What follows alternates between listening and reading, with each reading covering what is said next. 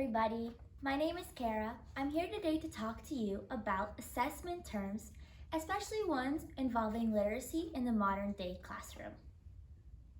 So let's first talk about what is a literacy assessment. So literacy is one's ability to be able to read or write. An assessment is the evaluation or estimations of one's ability of something. So in this case, one's ability of reading or writing. Some normal literacy assessments we see in the modern day classroom involve using some kind of standardized procedures that require administering and scoring the assessment in the same way for most students. An example of a formal assessment is a state test, which evaluate proficiency in one or more literacy domains such as reading, writing, and listening. During the administration of state testings, students are all given the same test at their grade level. Teachers read the same directions in the same way to all students, and the students are given the same amount of time, unless the students receive accommodations. It's used in intermediate intervention and remediation because each state specifies the standards that students should meet at each grade level, and state test scores reflect how well students achieve in relation to these standards. For example, in Florida, we take the FSA, or the Florida Standardized Assessment. Students are scored on a level from 1 to 5.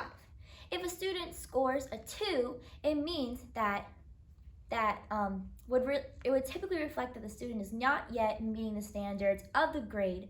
Even though with a 2 they're still promoted, it just means that they're being promoted and they're still going to be struggling. Also in Florida, when the students first take the FSA or the Literacy ELA 1, if they score a 1, that's a mandatory retention in 3rd grade because it also shows that they're not meeting standards for the literacy assessment. Informal literacy assessments are more flexible than formal ones because they can be adjusted according to the students being assessed or a particular assessment context. A specialist's role in this is they make decisions regarding with whom informal assessments are used and how assessments are done and how to interpret the findings of the assessment. Informal literacy assessments can easily incorporate all areas of literacy such as speaking, listening, viewing, and performing, rather than focusing more exclusively on reading and writing. For example, a teacher who observes, or a specialist who observes and records behaviors of a group of students, reviews them, and is likely to engage in informal assessments of the students' reading, writing, and behaviors to guide their instruction and make better choices about how the students are going to interact with the information that they're learning, so the next time they take the literacy assessment, they can show gains and growth in their scores. The next one we're going to talk about is a language assessment.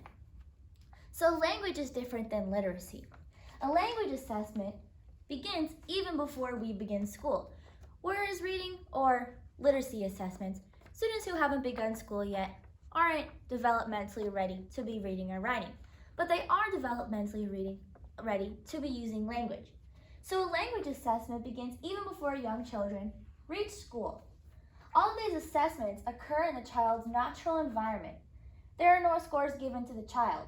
The purpose for assessing infants and toddlers is to provide a record of a child's cognitive language skills, growth, and a child's approach to learning.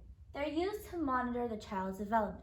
So it's normal to see a child turn around 6 months and maybe say mama or dada, or start cooing before that, and using those cues to monitor how the child's developmentally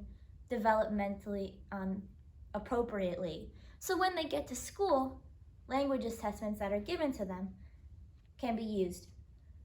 The purpose for assessing this is their cognitive growth. They're used to monitor their development. The first anchor standard of speaking and listening that students get when they come to school is being able to engage in collaborative discussion. Some research indicates that collaborative discussion increases comprehension, academic language, and English learners' emergent language skills. I believe this is true. I really enjoy using collaborative discussion in my classroom. I think how a child speaks to you is a direct reflection of how they can read and how they communicate and how they can write. They're all connectively intertwined with each other. So I feel the more a child gets a chance to speak and with their peers who are on the same level as them, above them, and below them, it can really gear their language. Some states require districts to do summative assessments in speaking and listening. An example is the PARCC test, P-A-R-C-C. The speaking listening portion is optional, while the Smarter Balance test, also another example, has a section on listening. Some ways that it's used in intervention and remediation is a practice called the total physical response. This is an effective approach, and in total physical response, students recite vocabulary words, spell them, and act out their meaning so that they comprehend the difference between the similar sounding words. So through the speaking, we can hear that ship and skip sound the same, and effective teachers or specialists model this new information rather than merely just explaining it to them. A specialist's role, more in detail, is that they assess the student's language growth, and that is more difficult than assessing literacy growth. Since more common core state standards became introduced, this is where a specialist role comes into play. Using strategies such as wordless books, book discussions, group talks, and collaborative discussions, videos, writing to end a story, and many more, these interventions help students engage in speaking and listening, engage for future learning assessments. Students can interact through language assessments by being able to do things such as recognize rhyming words, clap out syllables, and recognize words with the same initial sound. So that has to do less with reading and writing and more with a child's speaking and listening in a language assessment. The next one we're going to talk about is called a diagnostic test. A diagnostic tests are standardized, but they differ from achievement tests in that they determine a student's strengths and weaknesses. An example I can think of that we use at my school is called iReady. I know it's really common along a lot of schools, but we use it, we give it to the students at the beginning, the middle, and the end of the year. This monitors the students' growth as a diagnostic. In the beginning of the year, it shows us where they kind of left off, taking into effect also that summer slide that students usually go through. And then we take it again in the middle of the year to show the growth that students have made, and then again at the end of the year to show more growth that students have made. This is used as a remediation or intervention because one iReady is really good at grouping students together based on the needs that they need. It looks at things like comprehension, phonological awareness, phonics, vocabulary, and so much more to help us group these students with common needs so we can get in there and we can intervene before it's too late.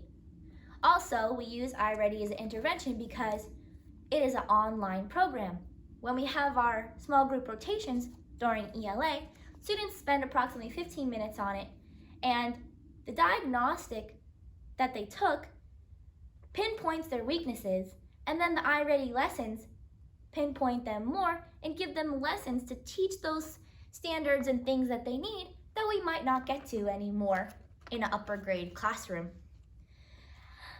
A specialist role in using iReady is that, or a diagnostic test, is that the fact because they're standardized, they're more valid and reliable than something like a running record that a teacher might be giving, where the opinion is kind of biased based on who's giving it.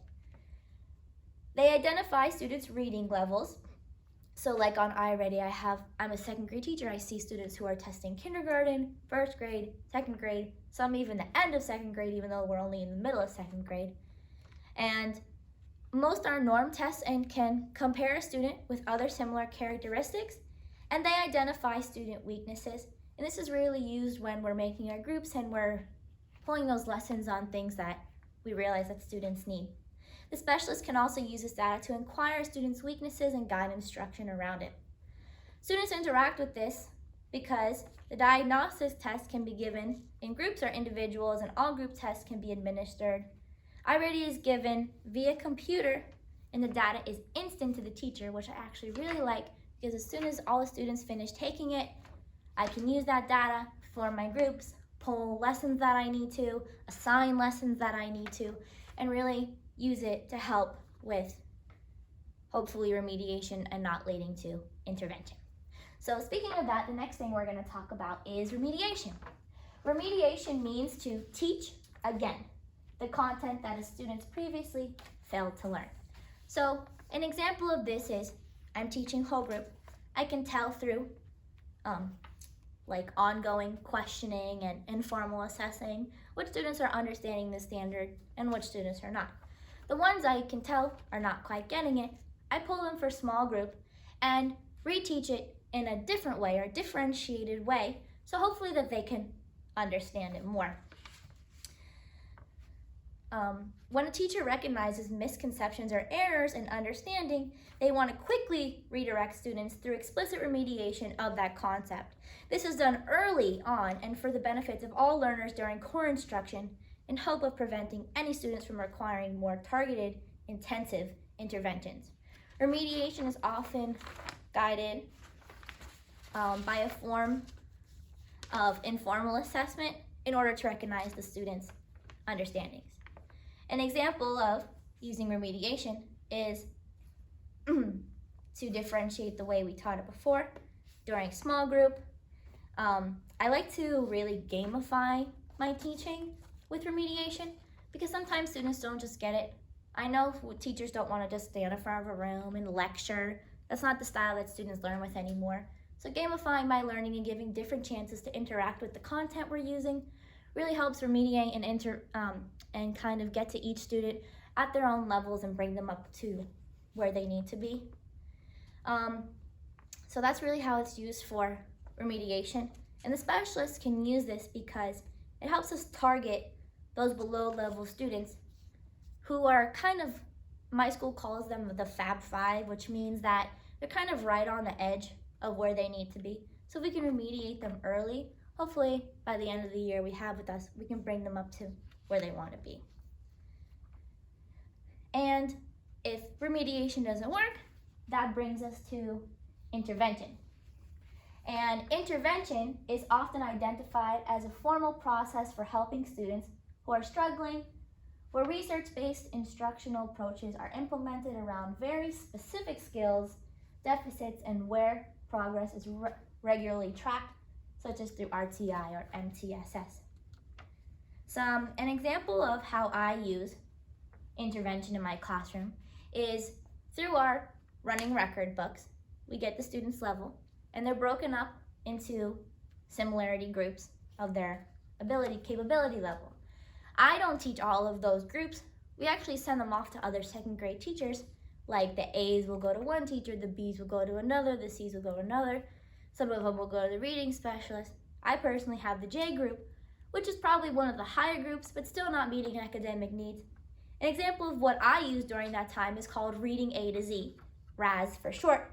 And once they're identified, they go into their group or put on SBT, school-based team, which means that they're identified as having a learning deficit, and they're given that tier 1 or tier 2 or tier 3 based on how much more intervention that they need.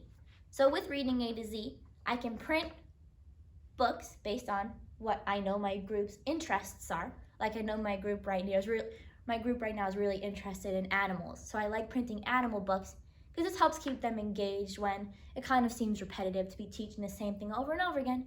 And these books really just target what J's need. What do those J's need? Looking at the continuum of literacy, and targeting what those students need to be brought up to where they need to be.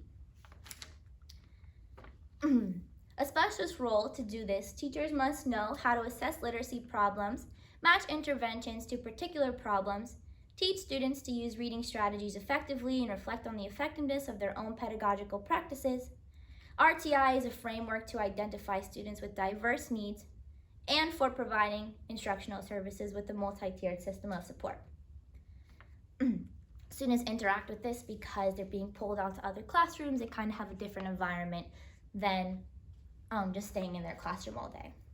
And the last one that I have on here, but you notice that it kind of just wanted to restart itself, which happens in teaching. Technology is not always reliable. The last one we're going to talk about is called progress monitoring. So the definition of progress monitoring would be when a student is receiving that intervention, they're being monitored throughout this time to hopefully see a growth. In my school, we use kind of like a line graph to hopefully see the trends either going up or down, and it's used to determine whether the students need to be moved to a higher tier, if they need more support, and what they need support in. So the example I gave before was reading A to Z that I use. Every week we have a comprehension check because my students level J need more help with comprehension than with like the phonics and the fluency. And it's like a 6-question, 5 multiple choice, 1 writing. And I graph their trends to see how they're following along. It's used mostly to check goals, monitor student progress, assess, and still assess what students still need to work on. So like if I see my whole group got question number 3 wrong, and I see question number 3 is based on central message, then I know my next week's lesson should be based around central message to help those students. A specialist role, specialists can administer the progress monitoring test with students during intervention and use this data to mostly guide instruction. And students can use this data to be responsible and track their own data and see how they're growing throughout the year. So those are the different kinds of assessments, especially based around literacy, that we use every day to help monitor and track our students' goals. Thank you so much for watching.